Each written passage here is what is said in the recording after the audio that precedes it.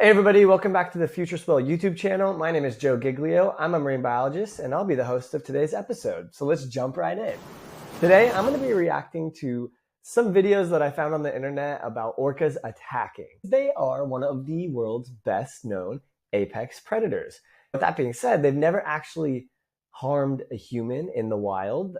In captivity, that's a little bit of a different story. Orcas are one of the coolest species and definitely my favorite marine mammal out there. They are the largest species of the dolphin family. Males can sometimes grow almost to the size of like a school bus, if you can imagine that. They can swim almost 34 miles per hour in the open ocean. They've been able to expand to all of the different oceans in the world.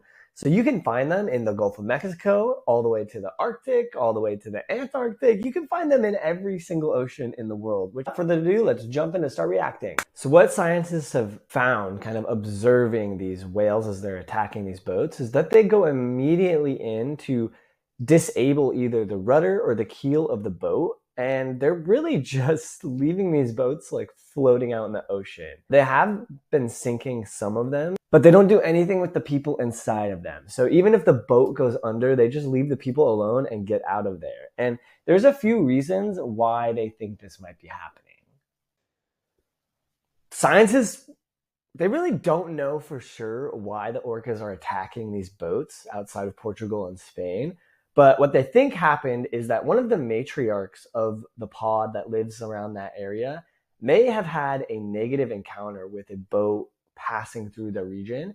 And after she had that encounter, she figured out how to disable the boat and basically retaliate a little bit of that back onto the boat. After figuring that part out, she ended up teaching a lot of the juveniles and the other orcas that live in her pod and in a few pods around that area. And so after doing that, basically it's just a fad now. And when orcas see boats, they're just like going and docking them. Kind of concentrated in the Eastern Atlantic, right here in the Strait of Gibraltar, where Spain meets Morocco. This is where majority of those boat interactions and incidents are happening. And so that's why researchers can say that it is kind of isolated to the certain pods that are kind of utilizing this region of the ocean, because that's where the culture spreads between the animals. It's really just by passing away. Like they're not calling up another orca pod and being like, yo, we got to attack these boats. It's when they're swimming by each other and they're sharing resources and kind of mingling like that is when the culture spreads. This one right here is, I think, in the Antarctic. And it would just be a horrible day to be a seal, honestly. Alert the family with a rallying call. Ooh. But if they're to catch a seal resting on such a large piece of ice, the hunters need to change their tactics. Look at them. So this behavior right here, this is called spy hopping, and they're literally just like coming out of the water and being like, I see ya. Seal's probably thinking like, oh, there's no way you're gonna get to me. Like I'm in the middle of this giant iceberg. I'm feeling pretty confident right now. If I was that seal, I'd be like, yeah, you do your thing over there. You keep looking, but you're never gonna come and get me. This time, they produce a subsurface wave.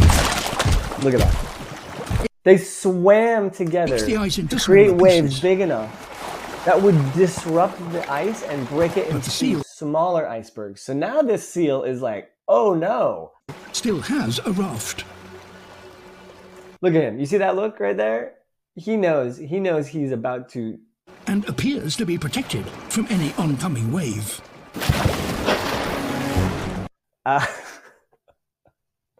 Listen, if you're gonna come to a fight, you want to be the orca or do you want to be the seal?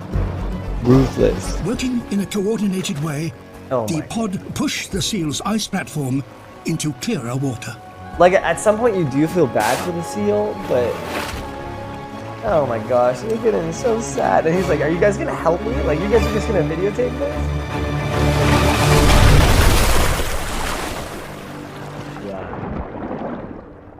Once the seal's in the water, I think that's it. Like, it's not got a fighting chance anymore. Now, I know you guys have seen this video, but I had to include it because this is just unreal. And if this doesn't show you the amount of power that orcas have, then I don't know what will.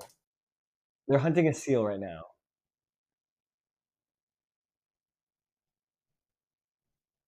Oh my gosh, there it goes. They are batting the seal with their flukes into the air to stun it. But this orca batted this seal 80 feet, they measured.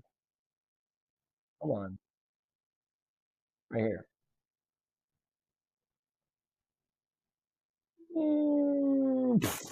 Like that seal is minimum concussed for sure. Like it just flew 80 feet into the air, right into their mouths, pretty much. Okay, now this video, if it doesn't show you the kind of like intelligence and also a little bit of like the sadistic minds that orcas are, I don't know what will either. So let's just watch this. The title is literally Orca uses bait to hunt bird. Like he spit out his fish and he's attracting all these birds to like come a little bit closer.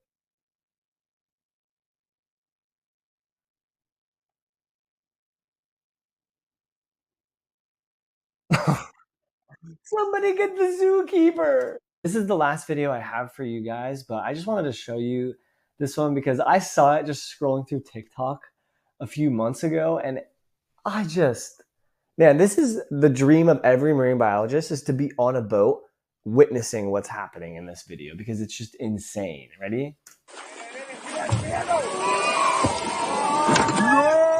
Like, why pay for SeaWorld when you can just go out on a boat in the middle of the ocean here in Baja, California, and see that? I would much rather see an orca bunting a dolphin out of the air than a beach volleyball. I don't know about you guys. Let's see it one more time in slow motion.